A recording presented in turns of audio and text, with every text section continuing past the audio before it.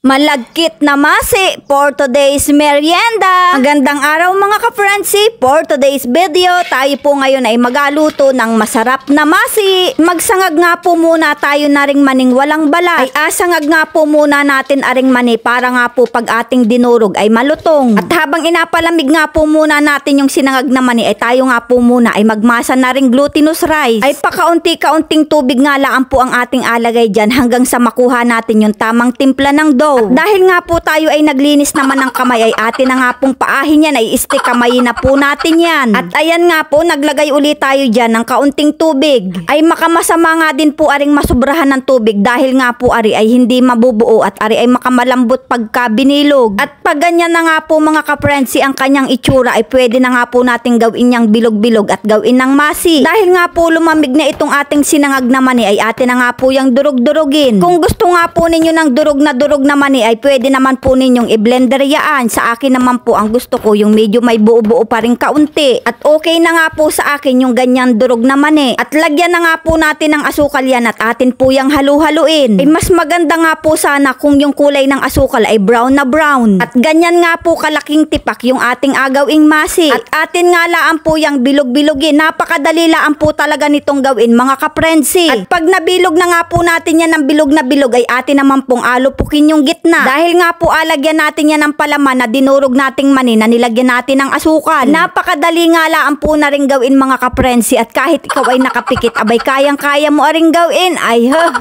At pagka po medyo malalim-lalim na ay ilagay na nga po natin yung ating palaman. At isarado nga laan po natin ng utay-utay yan at pag hindi nga po natin isinara yan ay baka po ay may iba pang makapasok dyan. At pag nga po yan ay naisara na natin ay dahan-dahan nga laan po natin yung abilugin. Dahil nga po yan ay pag pinanggigilan mo ay naku ayan ay mabubusdi. Dahan-dahanin laan po ninyo ang pagbibilog at wag naman ninyong akabirahin gayan laan po man din ang paggawa ng masi. Ang sabi nga po ay slowly but surely ay ay pwedeng-pwede nga po kayong gumawa ng masi maliban nga po sa madali siyang gawin ay hindi rin po kalakihan ang gastos. Dahil nga po nakapagpainit na tayo ng tubig ay ilagay na nga po natin yung ating ginawang masi. Napakadali nga laan din po na ring maluto at ilang minuto laang ari maya-maya po ari ay atin ang aahunin. At pagkatapos nga laan po ng ilang minuto ay ayan nakalutang na po ang ating masi. Pag nga po yan ay nakalutang na sa tubig yan po ay luto na. At atin na nga po yung ahunin. Parang nagaluto nga laang din po tayo ng palitaw na pagkaluto na ay nalitaw. At ayan nga po at napakaganda ng ating pagkakaluto. Abay pag kumain ka nga po ng ilang piraso na rin ay talaga naman pong busog na busog ka na at ari nga po ay malagkit. At napakaganda nga po ng ating pagkakagawa sa ating siopaw ay